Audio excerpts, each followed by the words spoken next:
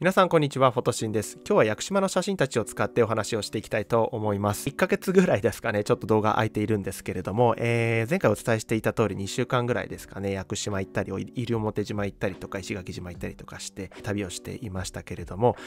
今回はですね、その中の屋久島をちょっとね、紹介したいなと思います。で、本来だったら Vlog みたいな形でやったりしようかなと思ったんですけど、今回はね、ちょっとこう撮影というか、純粋に旅をしたいなっていう気持ちもあったので、写真だけ撮って、ちょっと途中で動画を挟みながら、基本的にはそんな感じでね、お話ししていきたいと思います。で、4つのチャプターに分けていますので、それぞれの内容で、たくさんね、写真を紹介できればと思いますのでね、屋久島行ったことない方とか、興味のある方はぜひ最後までお聞きいただけたらなと思います。じゃあ、早速ですね、屋久島どういったところなのかっていうのをですね、お話ししていきたいと思います。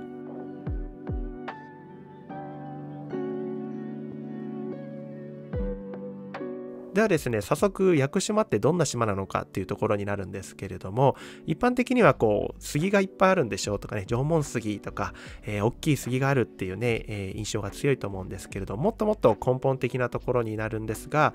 この島はですね、花崗岩の島になっています。もう本当に、足を運ぶと、至るところに花崗岩があるんですけれども、その昔ですね、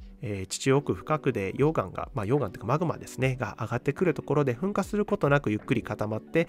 そのまま、じっとして岩石になったんですけど、その後に隆起して、露呈したのがこの屋久島の、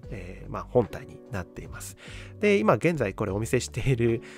滝なんですけれども、これは千尋の滝っていうね、有名な、大きい滝になるんですけれども、ここを見てもらうとつるっとした、斜めの岩とね、滝が流れてくるところもそうなんですけれどもね、大きい一枚岩の、岩がね、あったりするんですが、これがまさにこの花崗岩になっています。で、なかなかこう自分もね、住んでるエリアでここまで巨大な花崗岩がこう山を形成しているっていうのは見ることがないんですけれども、もちろん北アルプスの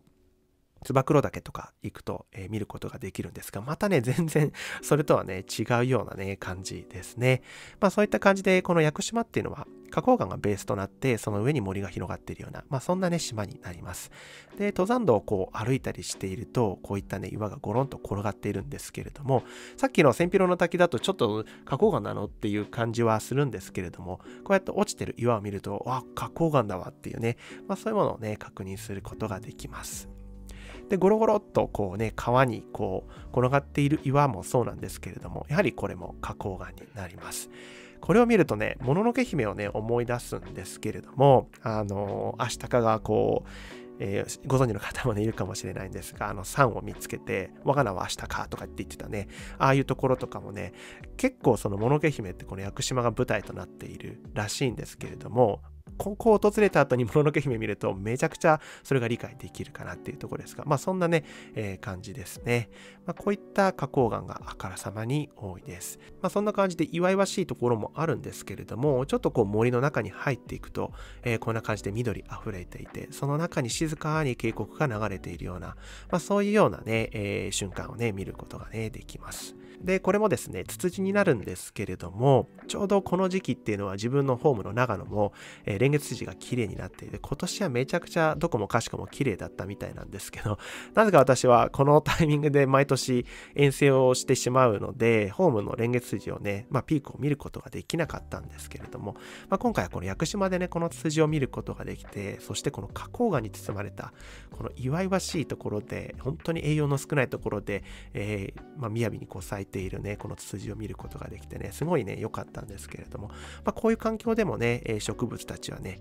頑張って、生きているっていうところですね。これどうやってこう生きているのかっていうところをですね、またちょっと次のチャプターでね、お話ししたいんですけれども、本当にね、素晴らしいシーンですね。で、少しこの屋久島の中のね、トレイルを歩いているんですけれども、ご覧の通りめちゃくちゃ雨が降っていますね。もうずっと雨が降っていました。で、やっぱりこれだけね、大雨もあるということで、土砂災害とかもね、かなりあるみたいですね。特に近年の大雨、っていうのはですね、台風とかの影響もあるんですけれども、こういったね、爪痕を残しているというところで、これはね、自分たちが住んでいるエリアも同じことが言えるんですけれども、やはり花崗岩っていうのは結構風化しやすいですし、マサカが進んだりとかね、するようなものなので、こういった自然災害も起きやすい、そういったね、場所になっています。はい。っていう感じで、屋久島は主に花崗岩でできている島っていうことをですね、ちょっと写真をお見せしながらお伝えしたんですけれども、やっぱりその屋久島って杉ってイメージが強すぎて、キーってなっちゃいがちなんですけど、ちょっとそのベースから見ていくとね、よりその後のつながりが分かりやすいのかなとかね、感じるものもあるのかなと思うのでね、ちょっと最初にこの岩の話をね、させていただきました。じゃあ、続いてね、行きたいと思います。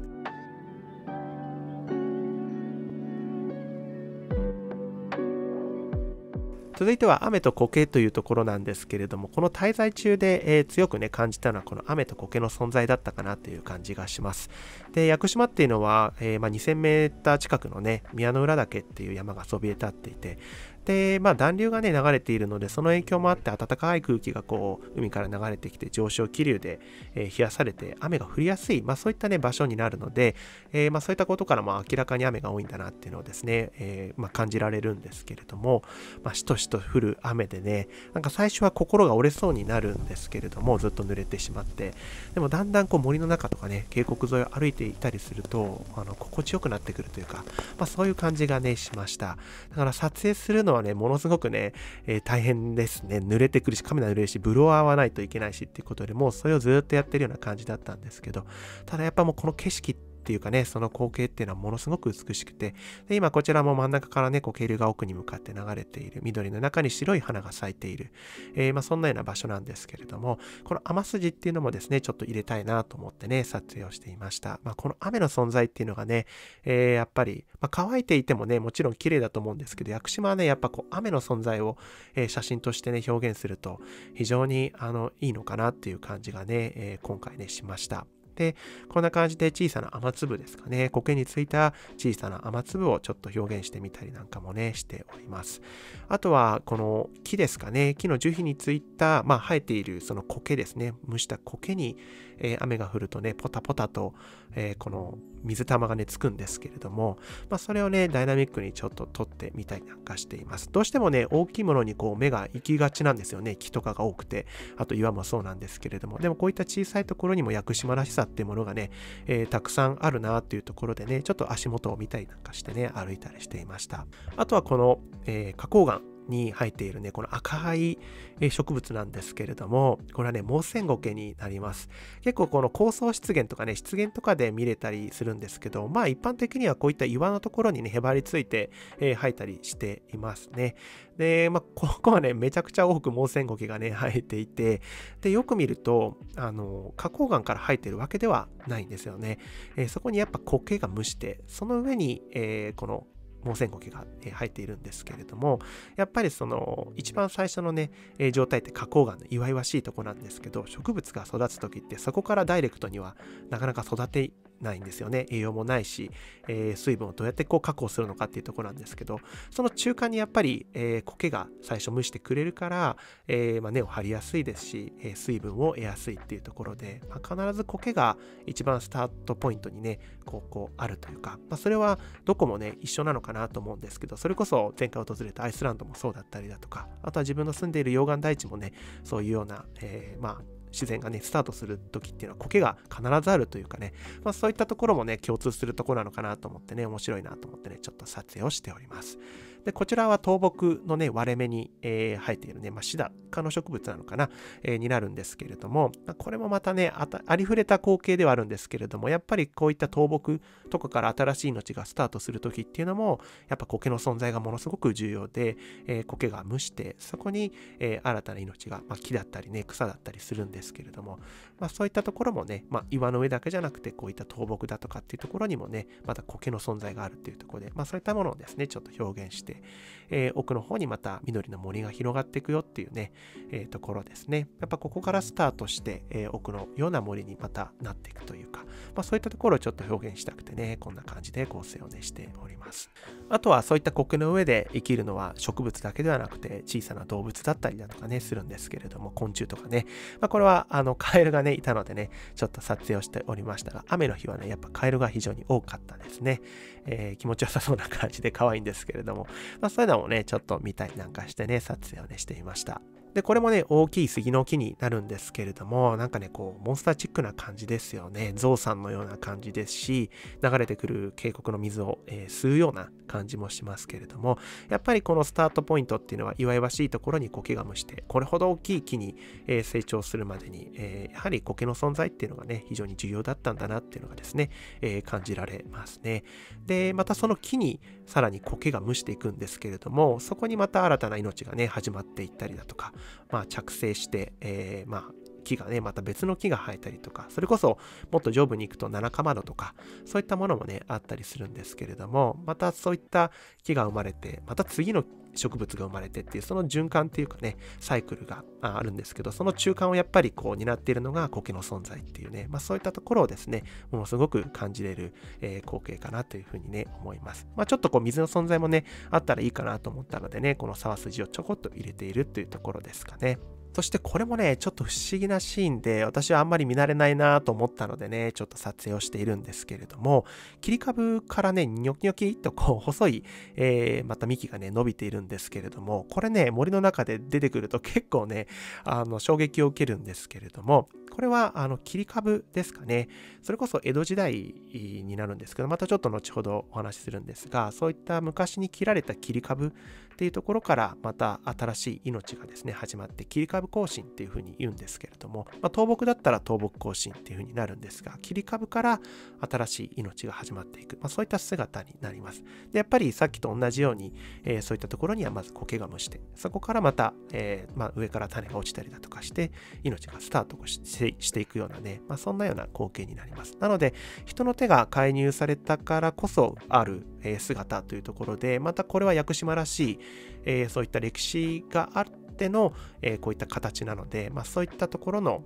アートでもね、あるのかなというふうに私は思うんですけれども、そういったところもね、すごく屋久島らしさをね、感じたところで、ここにもやっぱり苔がね、関わっているのかなっていうところですね。はい、っていう感じで、苔っていうのは、本当にその自然がね、スタートする上で、非常に重要な役割をね、担っているんだなっていうのをですね、感じさせてくれましたし、本当屋久島だけじゃなくて、日本各地、苔はいくらでもありますし、あとは世界ね、いろんなところで苔なんてあると思うんですけれども、本当にそういうのをですね、改めてね、体感するっていうところに、ね、なりました。またそういったね、もちろん自然にとっては重要な役割をしてるんですけれども、人間にとっても純粋に見ていてね、すごく癒されるというか、生命力をね、感じて、なんかこう、心地よくなったりとかね、するような、作用もありますので、そういったところでもね、やっぱ苔っていいなっていうのをですね、改めて、感じたね、そんな、瞬間だったかなというふうに思います。はい、ということでちょっとね、雨と苔のね、お話をね、いたしました。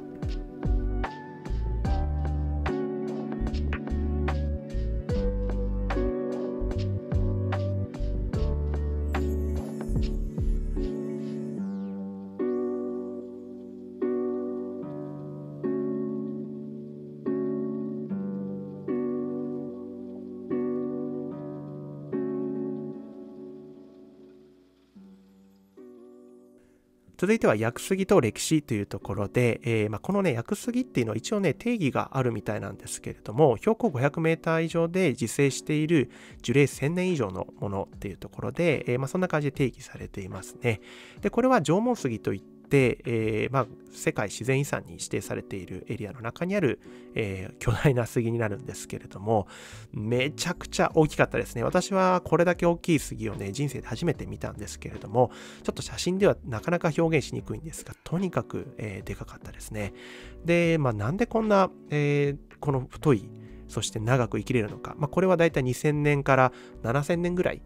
ちょっとその間がね、めちゃくちゃ空いてるんですけれども、でも切って調べるわけにはいかないので、そのぐらいなんじゃないかって言われているね、樹齢なんですけれども、なんでこんなに長く生きれるのかっていうね、純粋にそう思うわけなんですけれども、さっきその花崗岩でできている島だっていうふうに言ったんですが、それが結構、ベースにあるっていう感じなんですよね。で、花崗岩なので、どうしても栄養は少ない状況で過酷な環境なんですけれども、そういったところでゆっくりしか成長できなかったので、でもゆっくり成長したからこそ年輪がすごく緻密になっていて、木自体がものすごく丈夫になっていった。プラスやっぱそうやってゆっくり成長すると樹液も非常に多く含まれるというところで、害虫からの防衛にもつながりますし、純粋にですね雨がたくさん降る環境なので腐りにくいっていうところでもね、メリットがあったというところで、そういったところで非常にね、長く生きることができたというところですね。で、やっぱそういった、素晴らしい、木なので、人間がどんどん生活がね、発達していくというか、お猿さんの時代からね、ちょっと文明が始まっていったりするとね、そういった木をやっぱ活用したくなっていくんでしょうね。で、それをね、建物に使ったりとか、そういったことで、500年ぐらい前からね、伐採が始まったりだとか、して、徐々に切られていってしまったということで、かなり切られたっていうね、歴史がね、あるみたいですね。なので、今、原生林っていうところも、縮小はしているでしょうし、自生して残っているものもね、ちょっと少なくはなっているというところなんですが、そういった貴重なところに足を踏み入れてね、ちょっとね、観察をさせていただきました。で、これ、トロッコの道なんですけれども、林道をですね、森の中をトロッコが走っていた過去があってですね、荒川登山口からずっとね、10キロぐらい続いている、そういったトロッコ道になります。なので、昔その国有林のね、事業があった時に伐採したその杉の木っていうものは、このトロッコで運んでいたっていうね、そういった歴史がね、ありました。でずっとひたすらね、10キロね、平坦なところをね、歩いていって、そこから、縄文杉にアプローチして登っていくような、往復23キロのめちゃくちゃ長いコースなんですけど、すごくね、良かったですね。本当にその人の営みっていうのが、そのレール上で見れますね。それがまた木々たち森の姿に現れているっていうのもこの、トレイルのね面白いところで、徐々に上の方に行くと人の介入が少なくなっていて自然のありのままの姿が見れていくっていうね、その変化がこの、片道10キロ弱それの中で見ることができるので、本当におすすめなね場所になりますね。はい。こんな感じで純粋に下からね、杉の木を見上げても、本当にその他の植物の中でもね、やっぱりちょっと異臭を放ってるなっていうぐらいですかね。それぐらいインパクトのあるね、姿をね、していますね。で、この杉の木っていうのは、針葉樹なんだけど、光が好きな葉樹なので、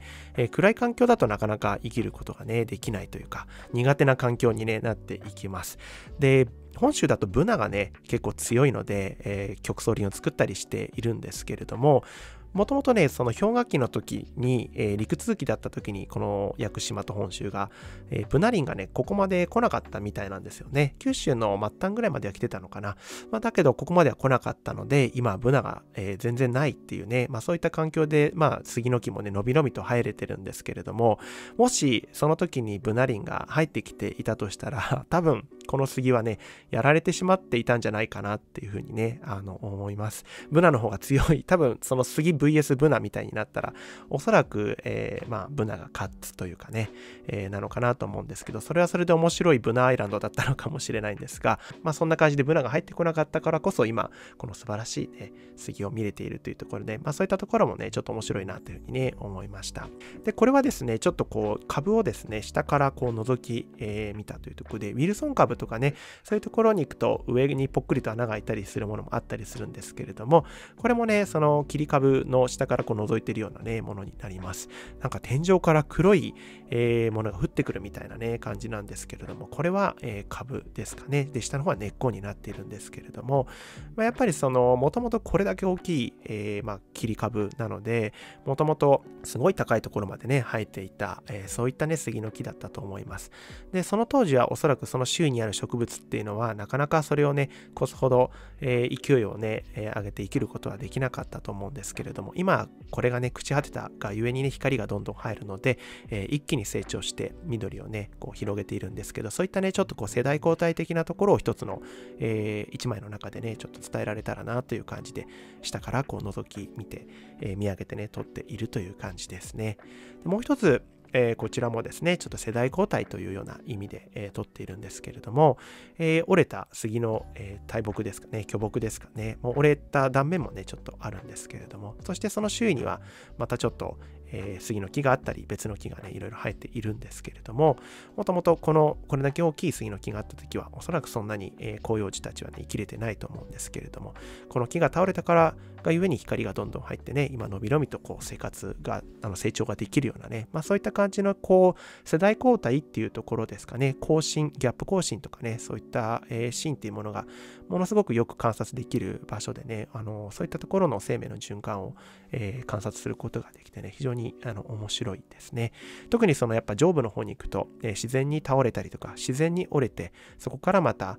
命が始まったり、そこに光が入って、また別の植物が今度は、生きる環境になったりっていうところが見れるので、そういったポイントで見ていくとね、非常に面白いんじゃないかなというふうに思います。ただ、これね、地元の方に言うと、地元のその宿のね、方とかの話に行くと、やっぱそんなに、ここは、地元からするとね、メジャーすぎてあんまりらしいですね。もっともっといいところいっぱいあるのにみたいなねことを言ってて、でも今回初めてだから行っとこうかなっていうので私は行きましたけれども、またね次行くときはもう少しそういったね地元の方のねお話を聞きながら、もうちょっとその、ディープなところもね触れてみたいなと思いますので、そういったところもねまた楽しみにね、行きたいなというふうに思っております。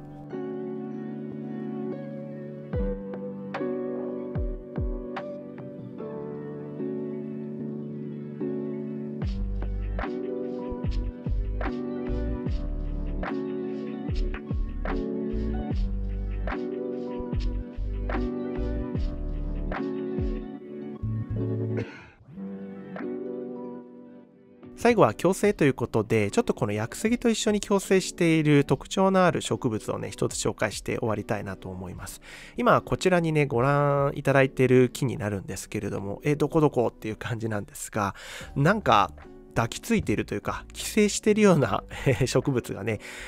あると思うんですけれども、お分かりになるでしょうか。このね右側に一本ポーンと太い、杉の木がね立ってるんですけれども、実は言うとそこにこう抱きつくようなね感じで、あれでこの足をこうぐるぐる巻きにして、巻きついているようなね感じの木があるんですが、これがねその正体に、ね、なります。でこれは山車っていう木になっていて、特にこの屋久島の中ではね、結構この屋久杉にやたらこうくっついているシーンをね見たんですが、実際にそれがね多いみたいですね。でこの、着生している山車なんですけれども、別名締め殺しの木とかね言われたりしてるんですが、こうやってぐるぐる巻きにして、さらにそこに圧力をかけて、木の中のねそのパイプラインを圧迫してしまうので、栄養がいかなかったりだとかして枯らしてしまうようなね、そういったちょっとねおぞましい、木でもねあります。ただ杉って、今何千年も生きてきている中で、この実はこの山車とねずっと共生をしてきているんですが、もしそれで締め殺しがどんどん強くなっていたら、杉の木なんか生きれないはずなんですよね。だけど何千年も生きて共存しているっていうことは、お互いやっぱりウィンウィンの関係があるんだろうなっていうところで、そういったところもね見ていてね興味深かったですね。実際こう締め殺していくわけなんですけれども、杉ってそれに対応するというか、どんどんこうパイプラインが締まっていくので、その締められたところの上からね気根というものを下ろして、地面に下ろすんですよね。でそこからサブのパイプラインですよね。そこから栄養や水分を、得ていくっていうところで、それをねたくさんこう、やっていくわけなんですよね。でそういったものがまたさらにその足場をこう強固にしていくというかね、安定性を増していくというか、そういったところからもおそらくね高く伸びて、こういったね風の強かったりする環境に適応するっていうところにも、役立っているのかなというふうにはね思います。もう一つ言われているのが、もしかしたらその、山車からですね、その着生して接しているところで、杉の木に何かその活性物質的なものをですねこう与えているっていうところで、それもまた、この杉の木の長寿につながっているというか、そういうふうにもね、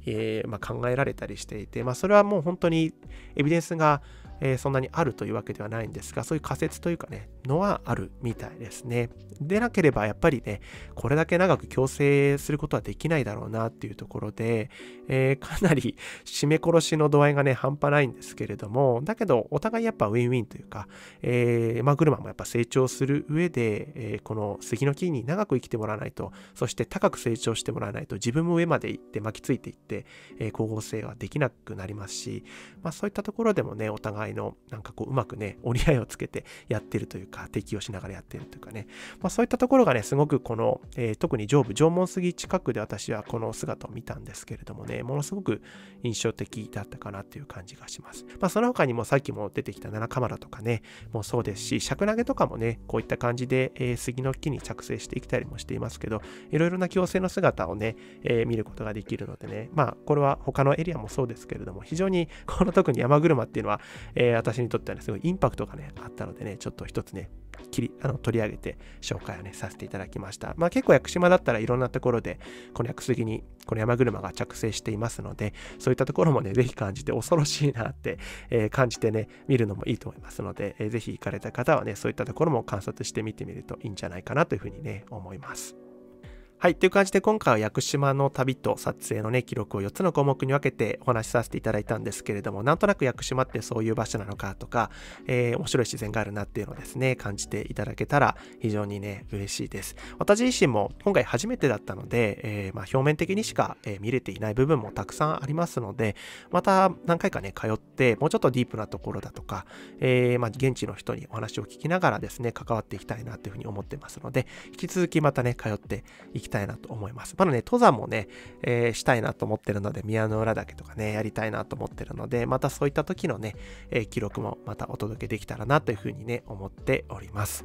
はい。で、最後はね、ちょっとだけお知らせになるんですけれども、私の新しいアウトブック、タイムオブランドがですね、販売開始となっておりますので、興味のある方はぜひですね、購入をしていただけたらなと思います。また、撮影のね、フォトツアー等もやっておりますので、詳細は概要欄にありますので、ぜひチェックしてみてください。はい。ということで、今回の動画は以上になります。最後までご視聴いただきありがとうございました。また次の動画でお会いいたしましょう。それではまた。